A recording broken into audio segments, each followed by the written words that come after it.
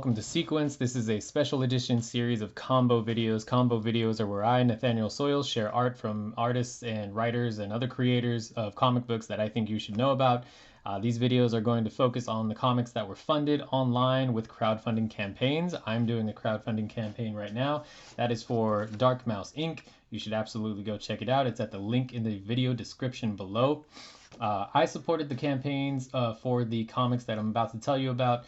I'm going to tell you about very specific sections of these books. Today's book is this one right here, the Saturn Effect Alpha. These sequences will almost always be visual motion sequences that I think were handled really, really well, or storytelling that I think was handled really, really well.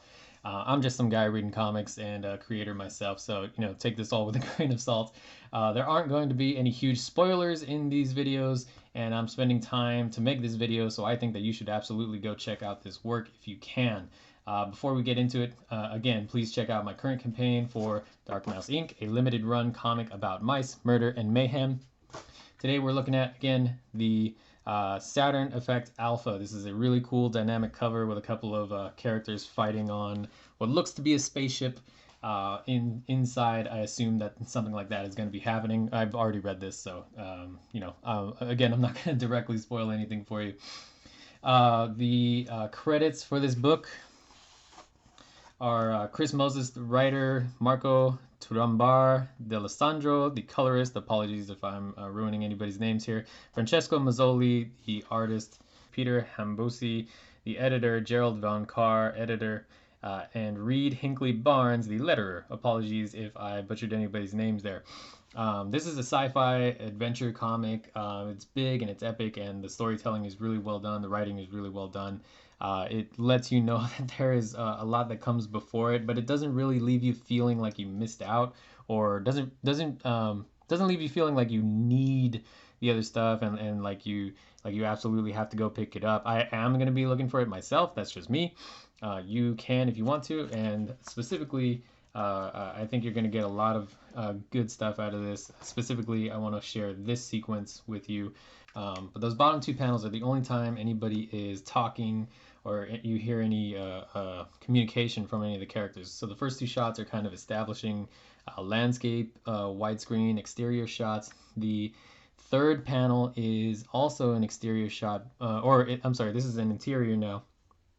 But this is a super dynamic angle, like right on the floor, looking straight up with a 1-point perspective, but you're seeing like four or five or six really different figures in super dynamic positions. And this is a tough sequence to pull off. It's a very instantaneous or very direct motion that happens with these characters. What's happening here and what normally when you read something like this, or when I read something like this, I read it once and I'm on to the next page before I realize, like, oh wait, something physical has happened. I need to go back and reread this.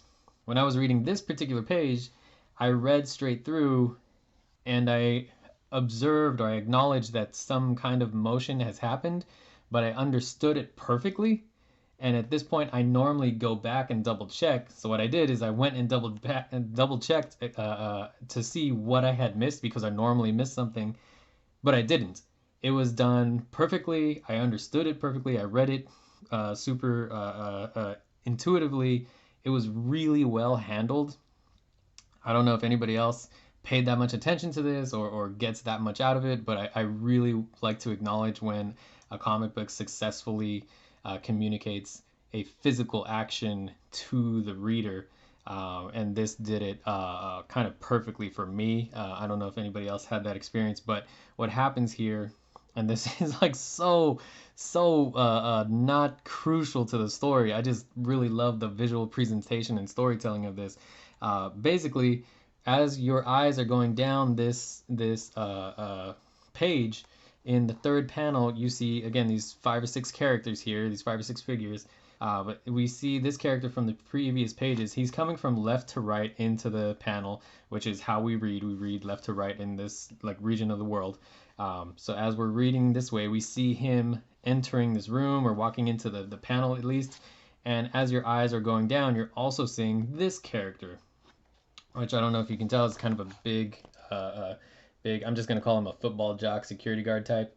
But as he's walking in, immediately, like, in real space, like just one finger width, we see him bumping in to this character from the left up here. So as these two characters are walking to the same point in physical space, the big guy knocks over the little one, and he's on the floor here, and they're going to get into a scuffle here. You see that tension build right here. But the fact that I was able to see this guy walking in and that guy bumping into him and shoving him out of the way super fluidly without any issue is really a testament to the visual storytelling of the artist here, and maybe the writer. I don't know how detailed Chris Moses' scripts are.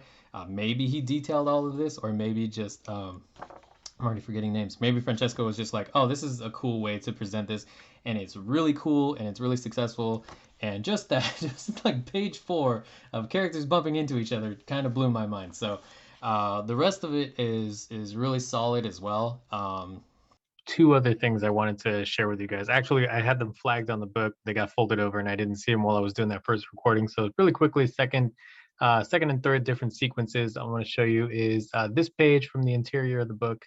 It is a slow zoom out of an interior of a spaceship, and as we start up at this top panel, establishing where we are, we're looking behind this robot who's working at a control panel. Behind him looks like a glass window, and if you've seen Star Wars or any kind of light speed animation in the past 50 years in movies or cinema, you know that we're flying out in space, and slowly as we back out further from behind that robot, we see these floating holographic characters. This looks like Yoda. This looks like Boba Fett maybe, or some kind of other space character.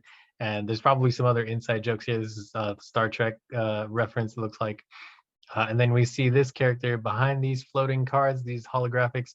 He's playing video games. He's playing video games in this 3-panel shot, which is really cool. Something you can imagine in like Guardians of the Galaxy or something, as you slowly zoom out to see this floating Xbox projecting these different things that he's playing, and he's getting a communication from this AI. Really, really neat. Fun sequence there. This one is also really successful. This is a double page spread, which is accomplishing something that's hard to do. This is the left page. This is the right page. You can't see that here because this is a digital presentation. And this, again, is not a spoiler. This is something that I pulled from the Kickstarter page. But this on the left, this left page, you need to read these panels going down, and you follow the dialogue boxes up, and you start over here on the page on the right, up here at the top, and then you go down here.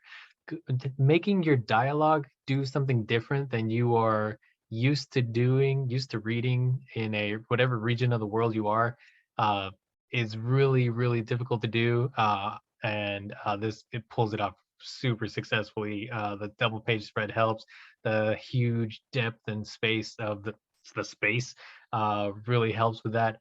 And then reading these other characters down here is really interesting. The color lets you know where we are. We see a little bit of that red over here, the red of the planet, and then these guys are clearly closer to the planet. Anyways, super, super successful here as well.